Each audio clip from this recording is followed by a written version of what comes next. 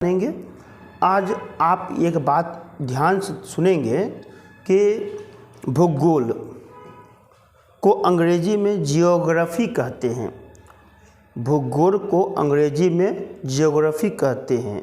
अगर आप class 12th के स्टूडेंट हैं तो प्लीज़ इस बात को ध्यान से सुनेंगे, भूगोल के बारे में जानेंगे।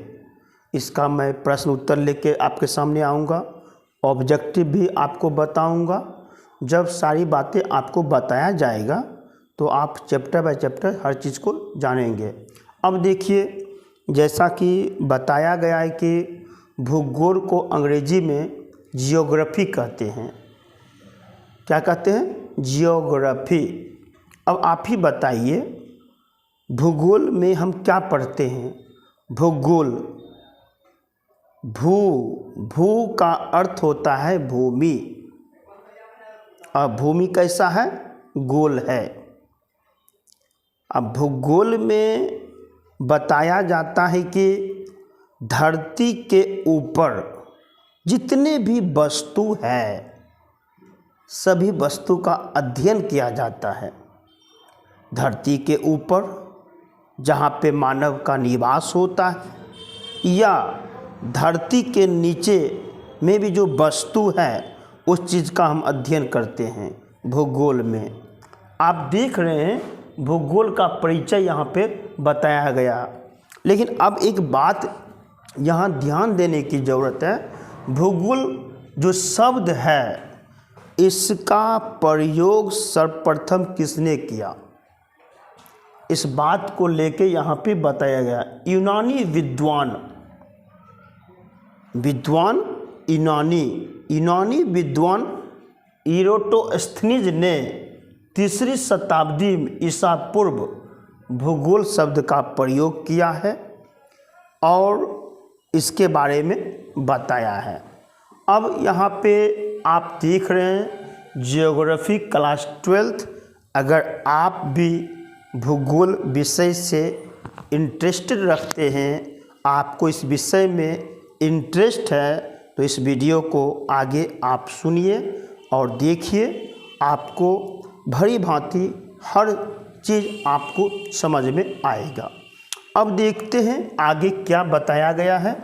अब देखिए, जैसा कि आप जानते हैं, धरती के ऊपर भूगोल, भू माने भूमि, भूमि के ऊपर आप देखते हैं महादेश, देश, नगर, नदी, समुद्र, झील, वन।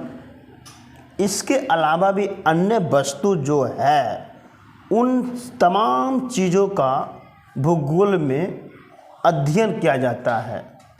जो भी भूगोलवेत्ता है, उस चीज़ का अध्ययन किया गया है, उस चीज़ का ज्ञान प्राप्त किया गया है। अब मान लीजिए धरती के ऊपर कोई देश है, तो आपने देखा होगा, हम देश का भी अध्ययन किए हैं। ये कौन सा देश है, इस देश के लोग कैसे होते हैं, इसका खान पान कैसा है, इस देश में जनसंख्या कितना है, इन देश का भाषा क्या है, ये क्या चीज़ है, ये अध्ययन है। और ये जो अध्ययन किया जाता है, यह भूगोल से हमें ज्ञान प्राप्त होता है। इतना ही नहीं, धरती के ऊपर जो वन है, जो जंगल है, उसका भी अध्ययन किया जाता है। आप जानते हैं वनों में तरह तरह का फल होता है। हमारे पूर्वज उस फलों का अध्ययन किया है, और कौन सा फल किस रूप में उपयोग किया जाता है और किस तरह का फायदा है, सब चीज़ का अध्ययन है। और आगे यह भी आप देखते होंगे कि नगर, नदी, समुद्र, झील, वन, इन तमाम जो भी चीज़ है, चाहे वो नगर है या समुद्र है या झील है, उनका अध्ययन भूगोल में किया गया है, जो ज्ञान प्राप्त होता है।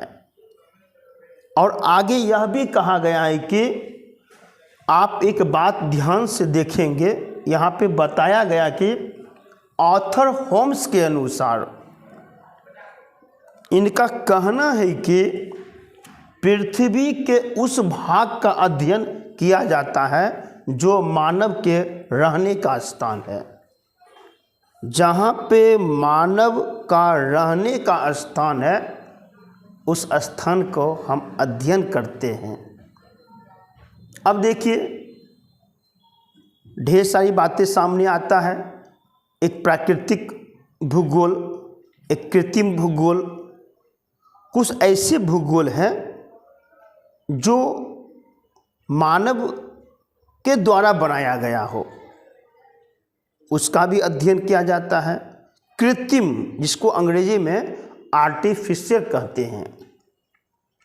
आज देखिए, मानव का दावा है कि हम इस धरती पे बहुत सी चीज़ का निर्माण करते हैं, लेकिन मेरा मत अपना, यहाँ पे मेरी राय है कि आर्टिफिशियल बहुत सा वस्तु है, लेकिन अगर प्राकृतिक शक्ति, प्राकृतिक वस्तु, प्राकृतिक चीज़ अगर हमारा समर्थन नहीं करेगा, नहीं करता है, नहीं उसका समर्थन होगा, तो हम कृत्रिम वस्तु के बनाने लायक नहीं हो सकते हैं। प्राकृतिक वस्तु हमारी सहायता करता है। अगर आज हम गेहूं का उत्पादन करते हैं या चावल का उत्पादन करते हैं, मक्का का उत्पादन करते हैं, ठीक है, ये मानव के द्वारा किया जाता है, लेकिन ज़रा सोचिए, ये प्राकृतिक जो हमारा धरती है, इस धरती का निर्माण तो मानव ने नहीं किया है। ये प्राकृतिक, इस चीज़ को हम मानते हैं, हम सब मानते हैं। इसके बिना हम कुछ नहीं कर सकते हैं। कहा जाता है पौधों में प्रकाश होना बहुत ज़रूरी है।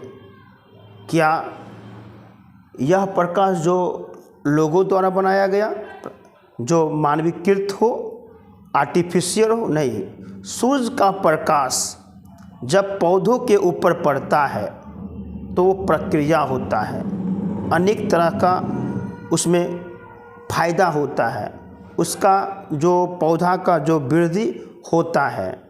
साथ ही साथ मैं और बताना चाहता हूँ कि यहाँ पे ध्यान देना है, जियो प्लस ग्राफ। जियो मतलब अर्थ का होता है पृथ्वी, और ग्राफ मतलब वर्णन करना। अब पृथ्वी के ऊपर जो भी तमाम वस्तु है या कोई चीज़ है, उसके बारे में लिखना, ज्ञान प्राप्त करना, वर्णन